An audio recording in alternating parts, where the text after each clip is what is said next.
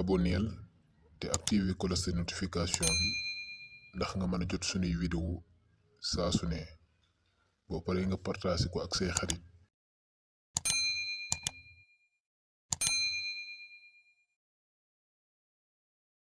Cette télévision menteur de Youssou Ndour, cette télévision de merde qui est la TFM, cette télévision bi nga xam ne ñun ñoo def pétition pour mu am. bu leen fàtte ni Futurs Médias pour mu am ñun ñoo signé pétition pour mu am.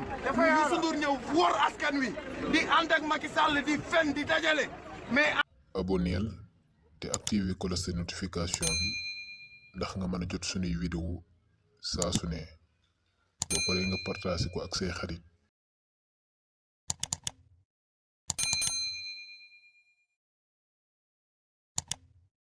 abonneel te activer cloche de notification bi ndax nga mën a jot sunuy vidéo saa su ne boo paree nga partage ko ak say xarit.